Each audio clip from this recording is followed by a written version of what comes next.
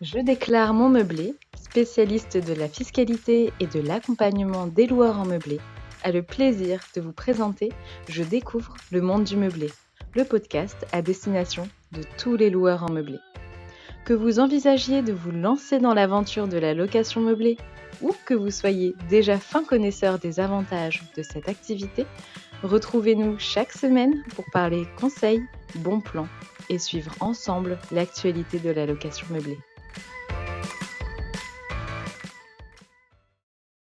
Bonjour à toutes et à tous et bienvenue dans une nouvelle série du podcast Je découvre le monde du meublé consacrée à l'activité de location de courte durée en 2026. Au cours de cette série, nous explorerons à la fois la réglementation applicable à la location de courte durée, mais également les questions de fiscalité et de taxes applicables à cette activité, avant de nous pencher sur la question du fonctionnement des plateformes et de la création des annonces, puis sur les enjeux que pose cette activité, comme la gestion des dommages, la relation avec les occupants ou même la question de l'occupation illégale d'une location de courte durée.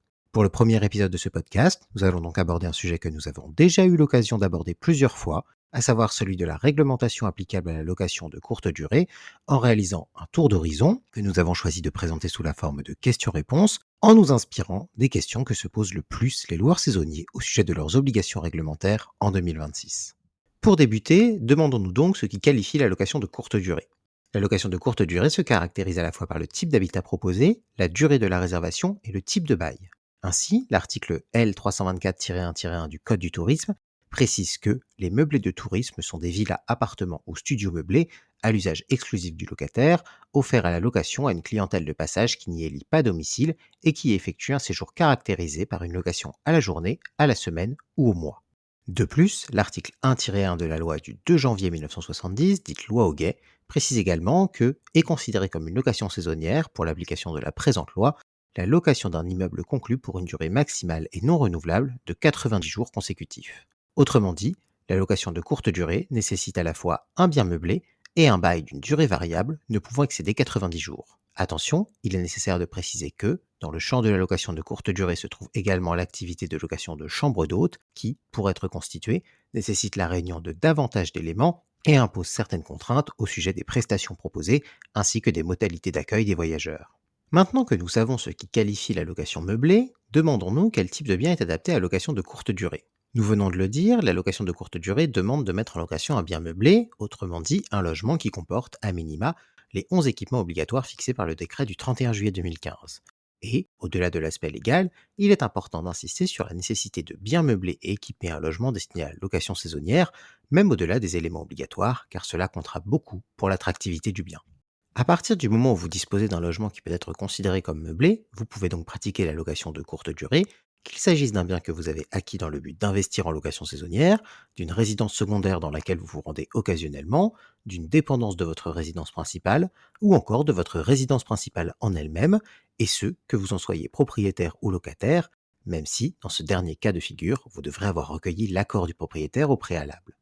Passons maintenant à l'aspect pratique de la mise en location d'un bien en location de courte durée, en commençant par ce qui est certainement la question la plus posée par les loueurs saisonniers, existe-t-il une limitation du nombre de jours de location saisonnière?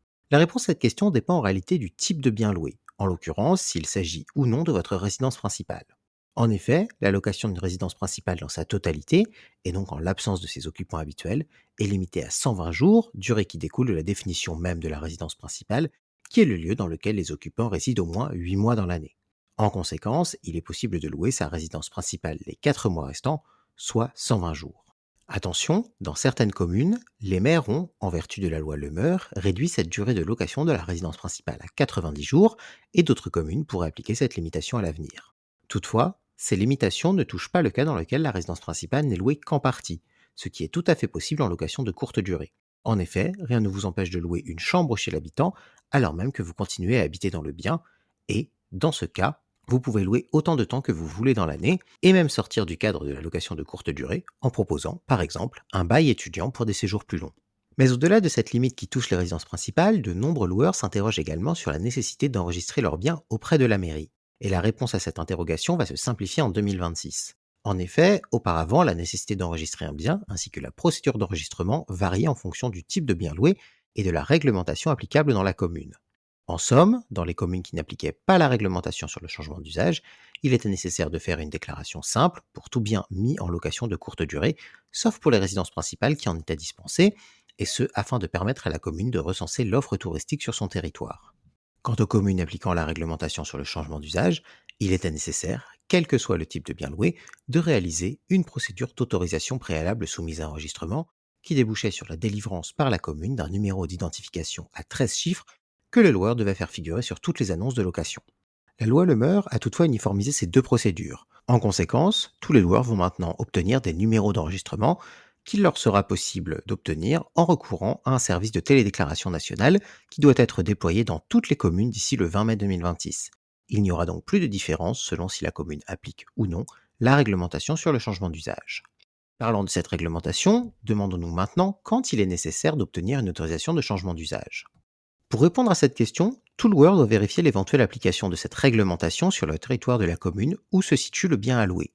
Par principe, cette réglementation s'applique d'office dans toutes les villes de plus de 200 000 habitants, ainsi que les départements des Hauts-de-Seine, de Seine-Saint-Denis et du Val-de-Marne, mais peut également être votée dans toute commune, raison pour laquelle il est important de vérifier à l'avance. Dans le cas où cette réglementation s'applique, il sera alors nécessaire d'obtenir une autorisation de changement d'usage afin d'avoir le droit de louer plusieurs fois dans l'année un bien qui n'est pas votre résidence principale. En effet, la location occasionnelle de la résidence principale ne demande pas d'autorisation de changement d'usage. Le cas échéant, obtenir une telle autorisation vous demandera tout d'abord d'adresser une demande, le plus souvent directement en ligne, au service compétent de la mairie où se situe le logement. L'autorité administrative vous délivrera par la suite cette autorisation. Notez que l'autorisation peut être délivrée soit à titre personnel, soit attachée au logement. Dans le premier cas, elle est considérée comme délivrée à la personne qui en fait la demande et ne peut donc pas être transmise à un nouveau propriétaire. Dans le second cas, obtenir une autorisation de changement d'usage attachée au logement demandera de payer une compensation. Dans la majorité des situations, la mise en place de cette compensation se fera par l'achat de titres de commercialité auprès de bailleurs sociaux ou de particuliers ayant des locaux commerciaux à transformer en habitation. En moyenne, le prix de ces titres de commercialité varie entre 500 et 2500 euros du mètre carré. Attention, dans certaines villes, des règles spécifiques peuvent s'appliquer, comme l'obligation de convertir un local situé dans la même zone géographique ou de demander que la surface rachetée à titre de compensation soit 2 fois plus importante que celle du logement pour lequel le changement d'usage est demandé. Autre point, la loi Le Meur est également venue apporter une condition supplémentaire à l'obtention de l'autorisation de changement d'usage, celui de la note de DPE. Depuis l'entrée en vigueur de cette loi au 1er janvier 2025, toute nouvelle demande d'autorisation de changement d'usage ne peut être autorisée que contre la présentation d'un DPE présentant une note minimale de E. En résumé, vous devrez obtenir une autorisation de changement d'usage si vous réunissez ces trois conditions. La commune où vous louez un bien applique cette réglementation, le bien que vous louez n'est pas votre résidence principale, et vous entendez le louer plus d'une fois dans l'année. Au sujet de cette dernière condition, il est en effet intéressant de noter que le seul cas dans lequel vous n'avez pas à obtenir cette autorisation, outre la location de votre résidence principale, et ce même si votre bien se situe dans une zone qui applique la réglementation sur le changement d'usage, est celui dans lequel vous ne le louez qu'une seule et unique fois dans l'année. Cette possibilité découle d'un arrêt de la Cour de cassation du 18 février 2021. Dans cet arrêt, la Cour de cassation considère que le caractère répété d'une mise en location à une clientèle de passage qui n'y fixe pas sa résidence principale est constituée à partir de 2 locations dans une même année, ce qui implique qu'en cas de location unique, le caractère répété n'est pas constitué et qu'il n'est donc pas nécessaire d'obtenir une autorisation de changement d'usage. Si les procédures d'enregistrement et de changement d'usage méritent toute l'attention des loueurs, notamment débutants, demandons-nous tout de même s'il existe d'autres points à surveiller avant de se lancer. Avant de se lancer dans l'aventure de la location de courte durée, 3 points supplémentaires sont à surveiller. Les 2 premiers découlent de la loi Le Meur et concernent la possibilité pour les communes de fixer des quotas de meublés de tourisme dans certaines zones géographiques, limitant donc leur nombre, ou encore de délimiter des zones dans lesquelles toute construction nouvelle ne peut être destinée qu'à la résidence principale, permettant ainsi de pratiquer la location meublée de longue durée, mais pas celle de courte durée. Il convient donc de vérifier si la commune n'a pas adopté l'une de ces mesures et, le cas échéant, de vérifier si elle impacte votre projet. Et si aucune de ces mesures n'a été votée, il est également conseillé de se renseigner sur une éventuelle volonté d'adoption dans les prochains mois. Le 3e point à surveiller concerne le règlement de copropriété qui doit bien évidemment autoriser la location de courte durée. Depuis l'entrée en vigueur de la loi Le Meur, certaines copropriétés ont également la possibilité de voter une modification du règlement à une majorité des 2 tiers des voix, mais ce vote ne peut avoir lieu qu'à certaines conditions. De plus, gardez bien à l'esprit que, désormais, la mise en location d'un meublé de tourisme nécessite l'organisation d'un point d'information sur l'activité de location de courte durée lors de la prochaine Assemblée générale. Pour en apprendre davantage sur le sujet, nous vous conseillons d'aller écouter notre épisode de l'été dernier consacré spécifiquement à la question du rôle de la copropriété en location de courte durée. Le premier épisode de notre série touche à sa fin, mais avant de le clôturer, prenons le temps de répondre à deux dernières questions qui préfigurent le deuxième épisode de cette série qui portera sur la fiscalité de la location de courte durée en 2026. La première est: le classement est-il obligatoire? Et la réponse est non. Le classement est une démarche volontaire qui vise à attester de la qualité d'accueil du logement.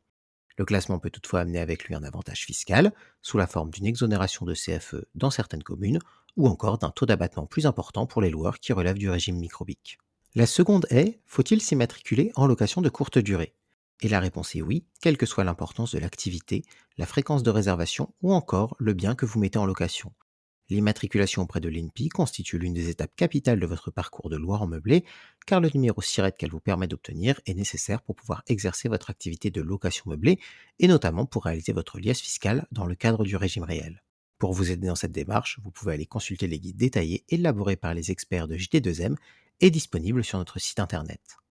C'est sur ces derniers points que s'achève notre premier épisode de cette série. Nous vous retrouvons la semaine prochaine pour cette fois-ci aborder la question des régimes fiscaux accessibles en location de courte durée en 2026. Si vous avez aimé notre podcast, faites-le nous savoir et n'hésitez pas à vous rendre sur notre site internet, à nous suivre sur les réseaux sociaux ou encore à nous contacter directement par téléphone ou par mail à l'adresse contact@jedéclaremonmeublé.com.